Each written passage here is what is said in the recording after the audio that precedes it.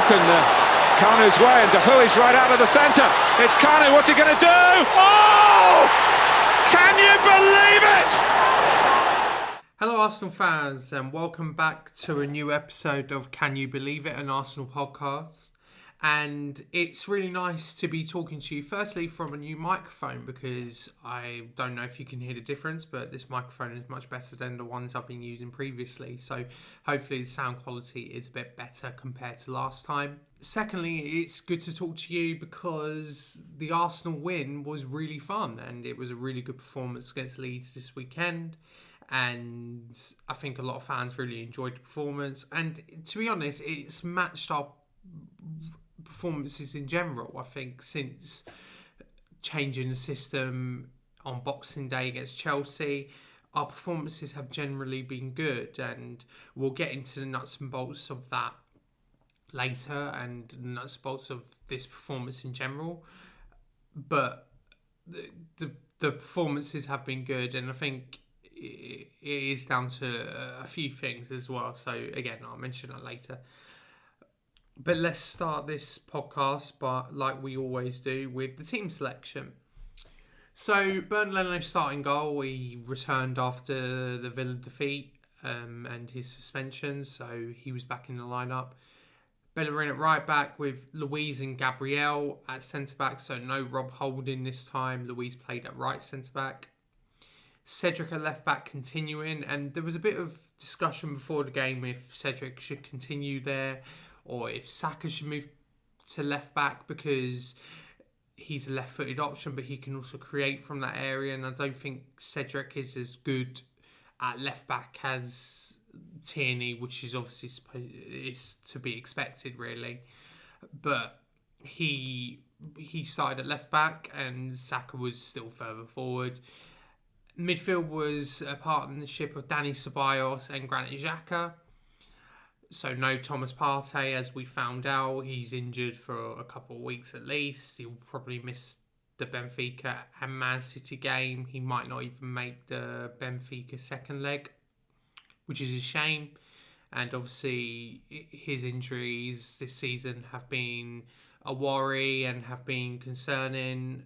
But I think it's just because of the fixtures he's played. He's barely had any pre-season. He was in the Champions League for quite late, playing in a competition.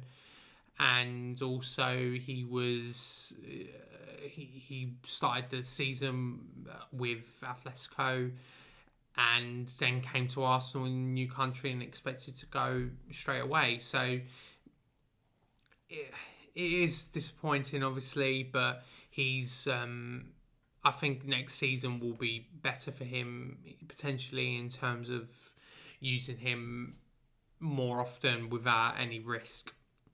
And then the front four, there was a bit of a tweak to it. So Bukayo Saka started at right mid. That's the same. Martin Odegaard made his first Premier League start with Emile Smith-Rowe on the left this time, and Pierre-Emerick Aubameyang, his first start since returning to the side, up front. Obviously, the first thing to talk about is I was very happy with the team selection, because I think having two technically secure players and two creators on the pitch in Odegaard and Smith-Rowe is actually very encouraging. Arsenal used to do this loads back in the day when we would field three creators on the pitch. We would have like Cazorla at centre mid and Ozil in front of them, but also have Alexis on the wing as well.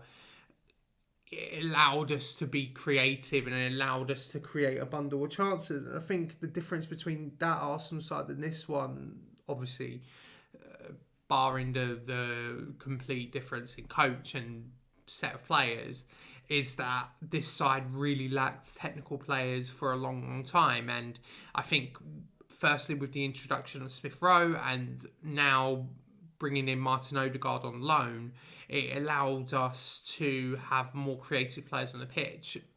There was obviously Dani Ceballos and Granit Xhaka behind them as well, which are players that I think need that link player between the attack and midfield. They are very good at progressing the ball. We'll speak about Granit Xhaka doing a really good progressing pass for the first goal. But I think with them, they need someone in front of them to just play the ball and progress the ball to them and get it to them between the lines, and I think both of them are really good at it. That was encouraging that we had two creators on the pitch, and it helped Aubameyang,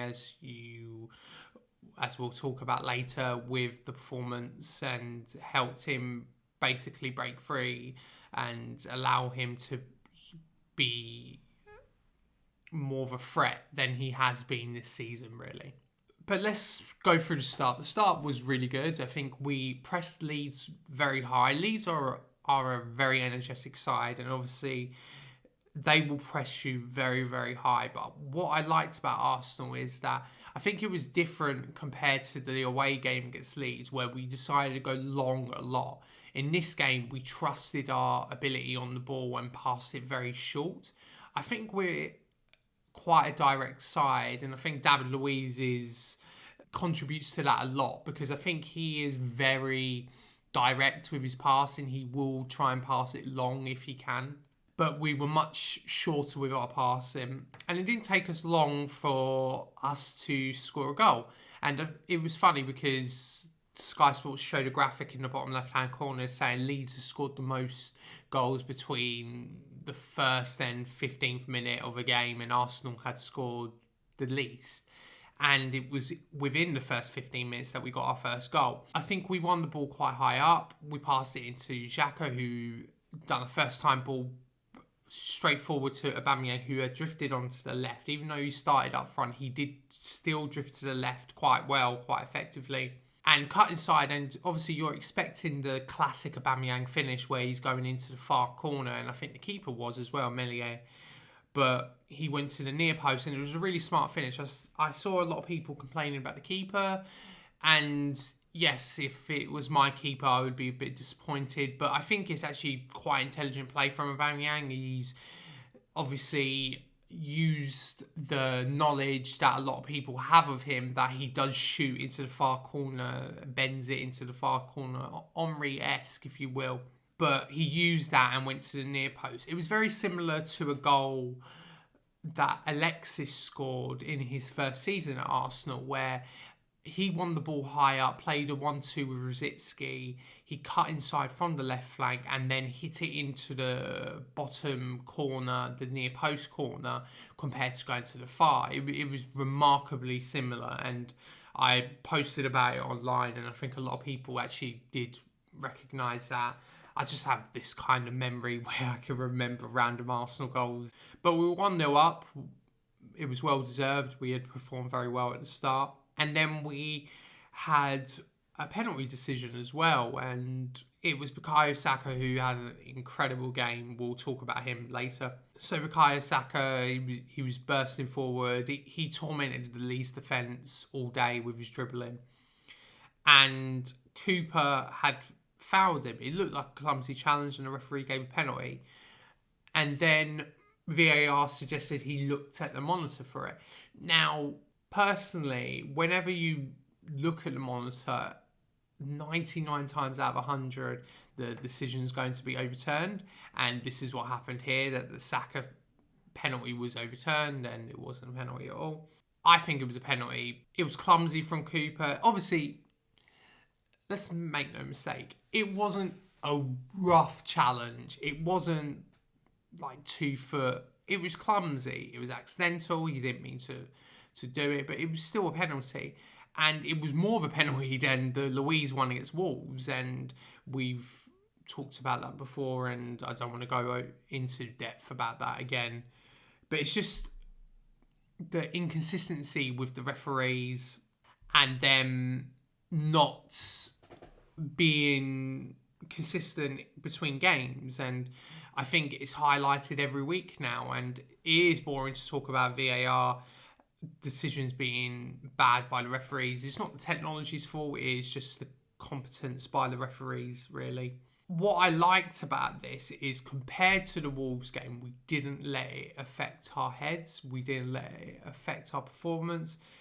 And what ended up happening was Saka won the penalty anyway as well.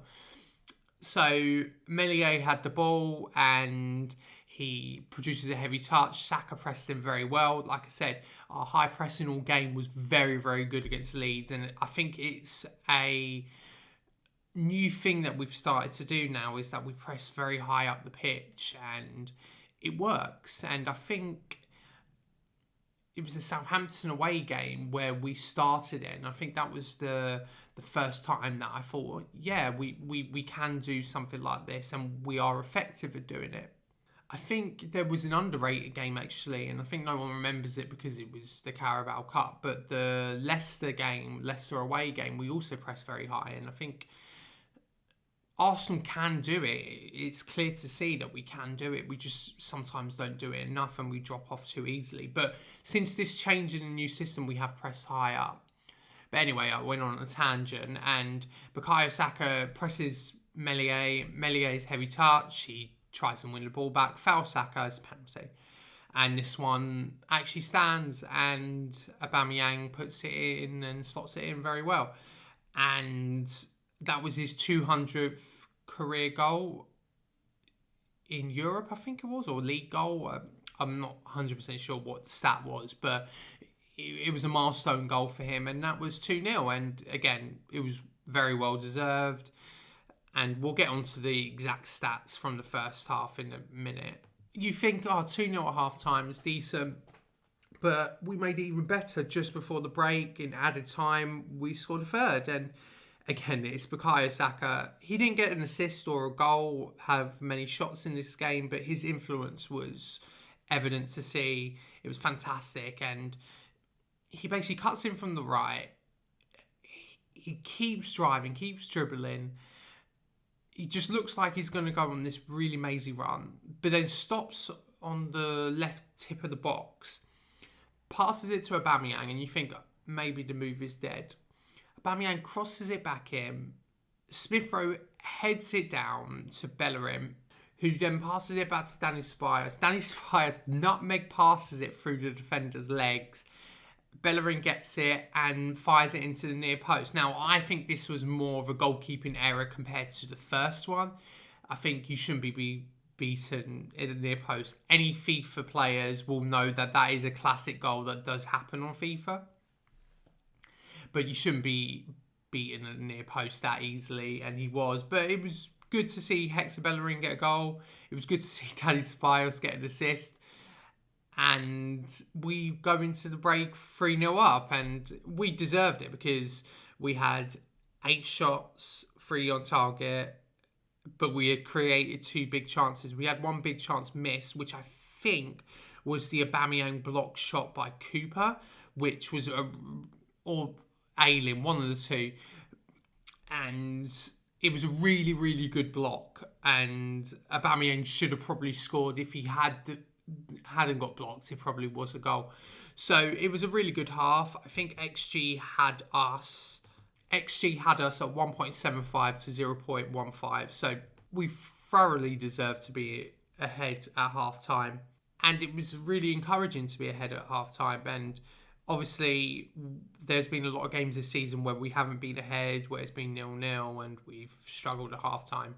We done really well and the performance looked really good and it looked like we were going to get 3 points. We came out in the second half. Leeds made 2 changes, so Helder Costa and Tyler Roberts came on.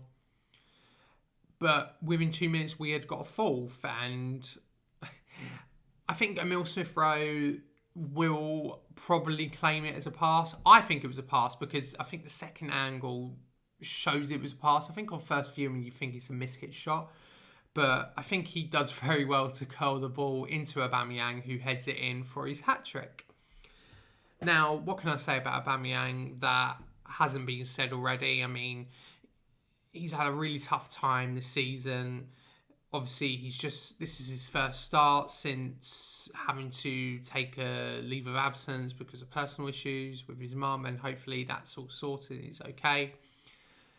And for him to come back into the side, his first start up front as well, and to score a hat-trick for a guy who has struggled this season was fantastic.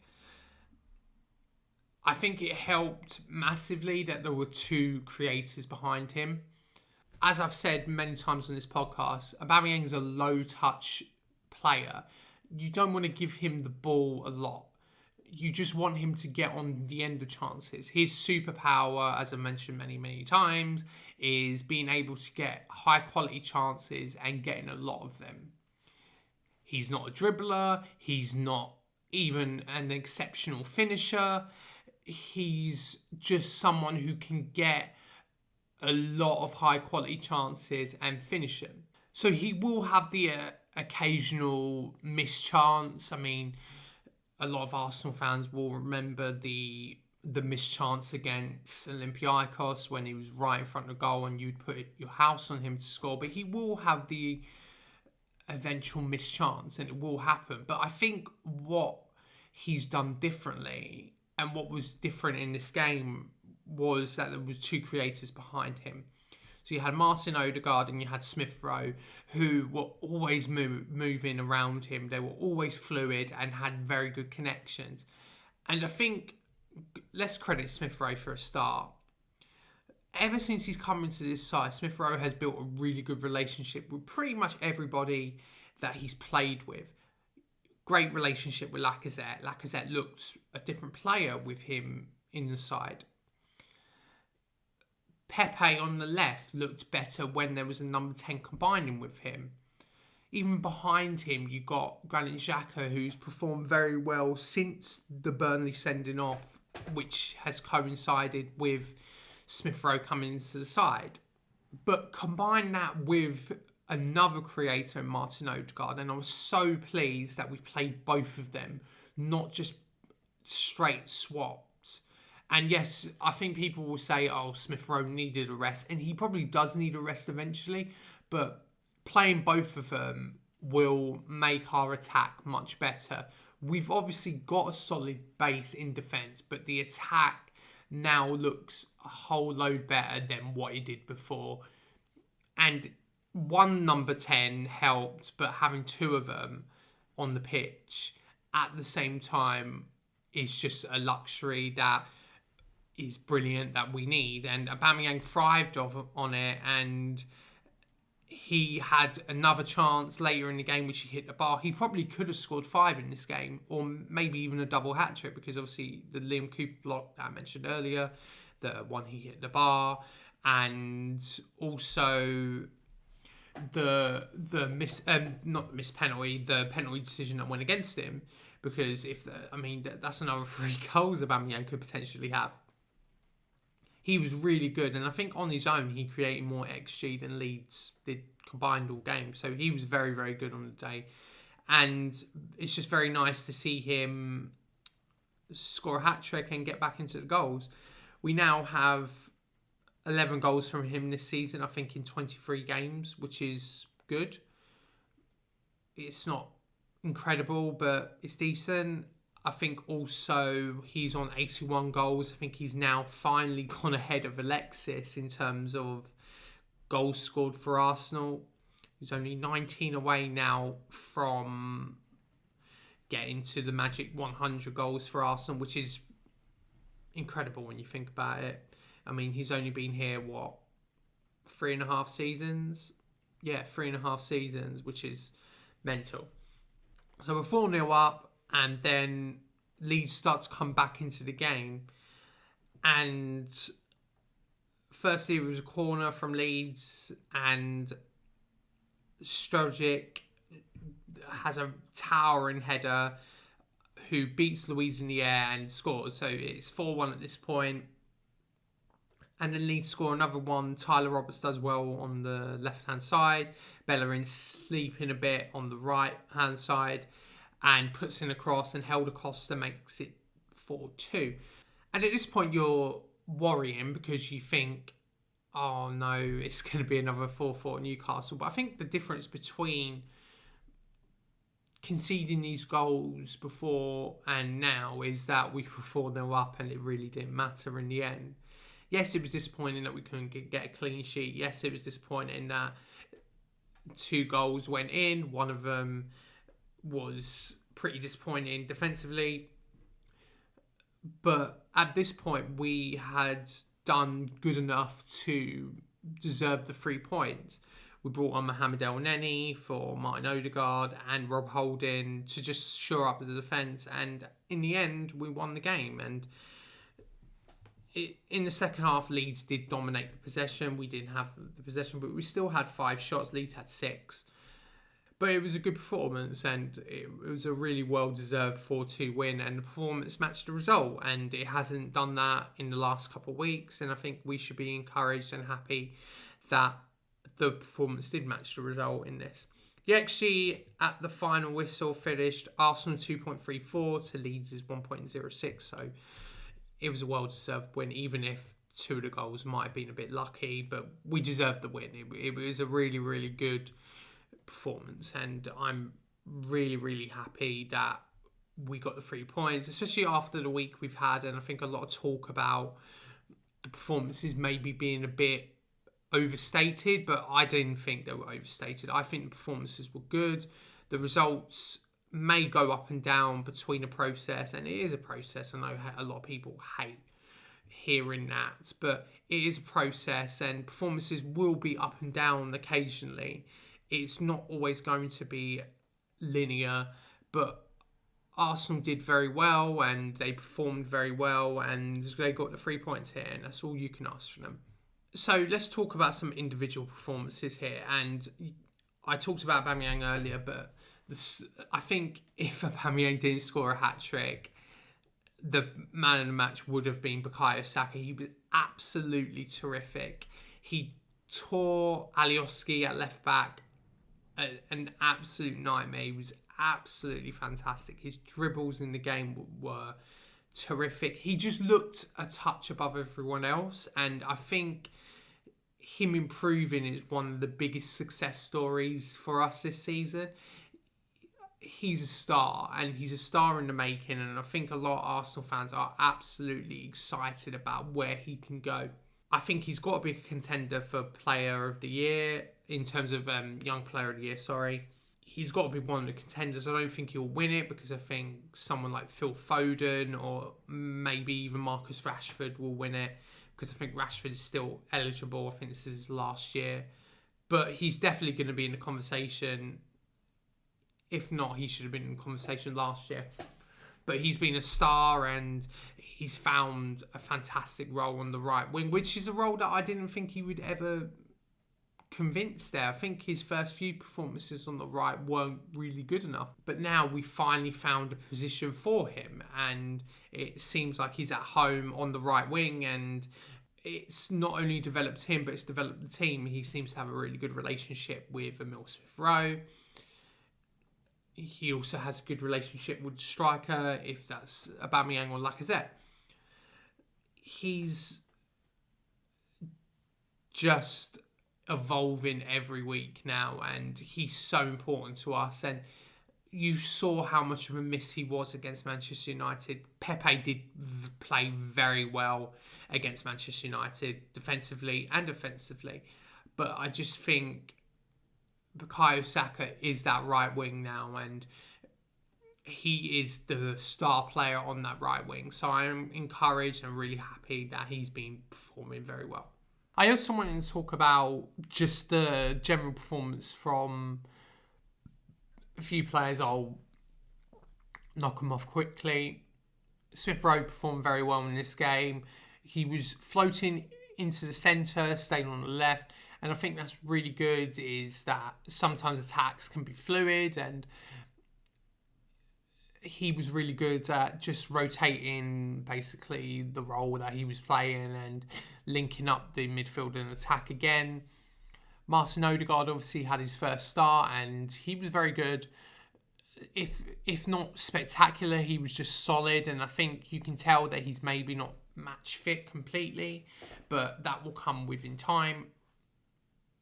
And I think he's going to be a really good player for us. And I already think that it should be something to think about, is trying to sign him permanently in the summer. There was a really nice dribble and really nice touch from him in the first half. He just looks really classy, and I'm very pleased that he was good in this game. There was hints that he had good relationship with Smith-Rowe, which is encouraging again, because if you have two of them on the pitch, then you're not just marking one of them and then you'll struggle to create all game. If you've got two of them, it makes it harder for the defence. And behind them, I think Granit Xhaka and Dani Ceballos had a very good game. Marcel Bielsa actually pointed out that they both had good games after the game anyway in his post-match press conference. And I think they both had really good games. Xhaka got an assist and so did Ceballos. And I think Ceballos was really on it. He looked hungry. He looks like a player that was different than he was earlier in the season. Sometimes I think Ceballos can slow down our game, but when he's on it, he can really speed it up, and he was really good in this game. Xhaka, again, he's continuing his really good vein of form. Credit him, he's been fantastic since the Burnley game, and he was really good at pressing, but he was also very good at progressing the ball as well. And I think that's all credit to him. So I'm really encouraged by both of them in the centre of the park. And it's just nice to see that there is an option that is not totally awful in Dani Ceballos when Partey is out fit. Now, obviously, there's a massive difference between Partey and Ceballos. Partey is the superior player every day, but I'm happy that Dani Ceballos can come in and produce his performance. But it is a big week for us, and we've got Benfica this week in the Europa League, so around 32 returns. So just previewing Benfica. Benfica are fourth in the Portuguese league, in the Primeira Liga. Their last 5 games have been draw, loss, draw, win, draw. So they are in some patchy form at the moment. Their best performers this season has been Grimaldo and Rafa. They've been the better performers this season, so it is encouraging for them to come into this game. It's going to be a big game, and obviously it's not going to help that we're playing at neutral venues both times. So this Thursday we're playing in Rome, and next Thursday we're playing in Athens. So it is going to be a difficult experience, especially when away goals count anyway. So I am encouraged by these performances recently that we can go into this Benfica game and hopefully get a good result. This is mainly what we're fighting for now this season, and it is depressing to think about that the Europa League has our best shot of getting back into Europe, let alone back into the Champions League. There are still a lot of quality teams left in competition, like Manchester United, like AC Milan is still in it as well. That team down the road, you've got Lille, I think, are still in it as well. You've got some good sides, solid sides in the competition. So a lot has to go your way. But I've said it many times, I'm desperate for Arsenal to win something in Europe. I've never seen it happen. The last time it happened, it was before I was born. So let's just hope that this can finally happen. And hopefully this year is the year. I'm not too confident, but all we can do is go out to Rome and produce a really good performance and hopefully get a good result so we can take it into the second leg and hopefully go through into the round of 16. Right, so I'm going to take your questions now. So there was only 2 questions, but there's one question that has 2 questions in it. So basically it's 3 questions. But you can always ask me questions. I put a tweet up at AFC Met, usually after the game, and you can ask me questions there. So the first one is from regular contributor at the Flying Gooner, or Jack, if you will. And his questions are, what's going on with Martinelli and what are your thoughts for the next game?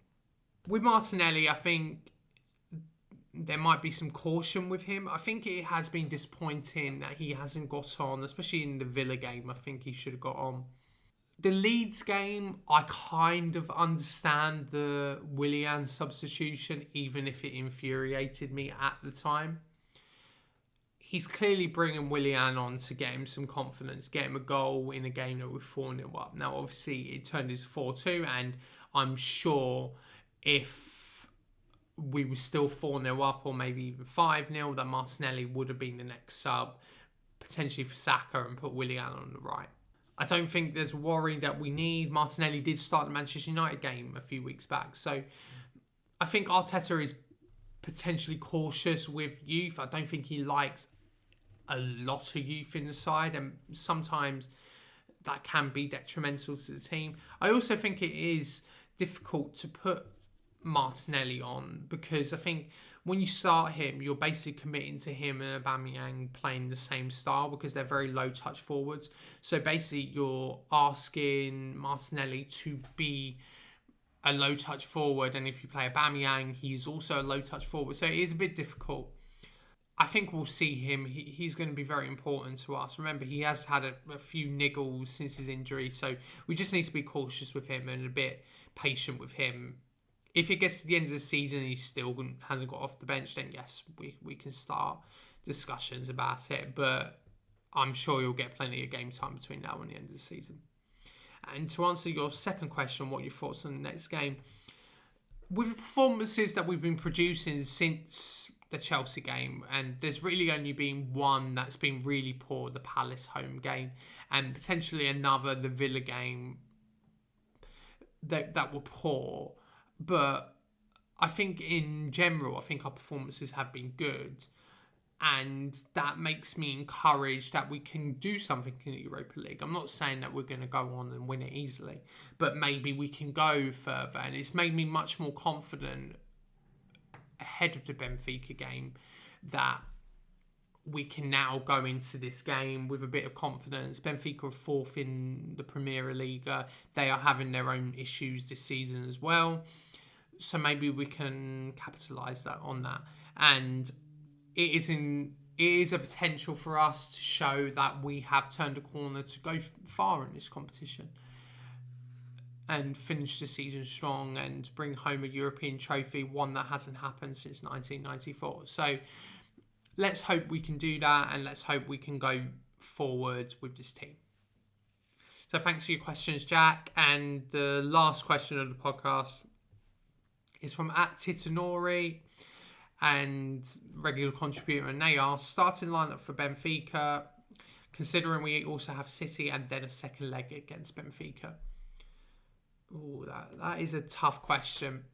So Leno starts in goal. I think that's the simple change. I think Bellerin starts at right back with Holding at centre back with David Luiz at left centre back. Now, I think there is an interesting conundrum with David Luiz playing against an old club, and I think he's always tried to perform. He's always tried to step up his game, if for better or worse, against his old club.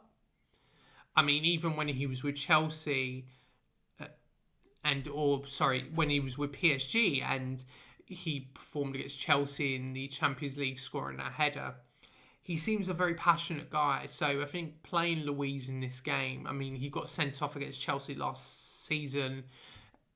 The home game against Chelsea last season, he was terrific. And even the FA Cup final, he was terrific as well. So I think there is something to be said about Luiz playing against his former employees. So I think I would play him here. Left back, there is a potential that Kieran Tierney might be fit for this game, but I would still play Cedric just because, as you mentioned, we've got City on the weekend. So if Tierney is going to come back, let's just make sure he's 100% fit and not 80 or something. The midfield, I think, is the same. I think you have to play Ceballos and Xhaka. I can't see Mohamed El Neni playing, and obviously Partey's out. And then the front four is probably the difficult one. I'd play Bukayo Saka obviously on the right.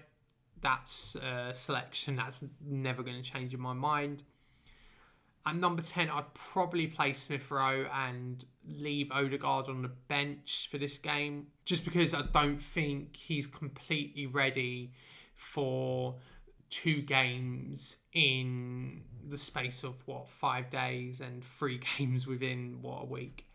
So let's just hope he's okay with that, and maybe he can start against City. And then I think it's a difficult one because I think part of me is thinking potentially to play Aubameyang off the left and Lacazette up front. But there's also the Pepe conundrum because I thought Pepe was actually quite harshly. I wouldn't say he's dropped. Maybe if he starts in the Benfica game, then obviously it's rotation. But I think when I saw it, that no Pepe in the starting 11, I was a bit perplexed and I didn't understand why. But sometimes that can happen. I'd probably start Aubameyang on the left and Lacazette up front. So that would be my team. I mean, Aubameyang's now in form. I know Lacazette isn't, but I don't know if I could see Aubameyang up front with only one creator behind him. And he does have a good relationship with Pepe. So either way, whatever way they go, I would back it if it's Pepe on the left and Aubameyang up front, or Aubameyang on the left and Lacazette up front. But that's the side I would go for. So it's with a degree of rotation in mind for the City game as well. We are going to have to manage the squad, and there are certain positions where we can't rotate now. But luckily, Holding basically played very little against Leeds.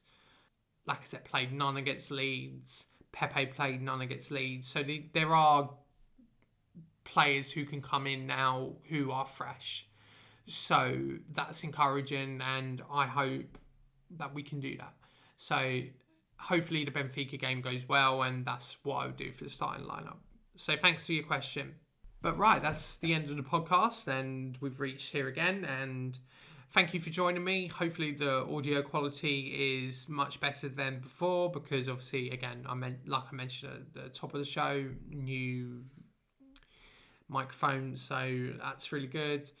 Please leave a like on this video, leave a rating on iTunes, leave a rating on Spotify, share the podcast, and I'll catch you after the Benfica game where this podcast finally starts reviewing some Europa League games, and hopefully we can talk about a really good first leg result.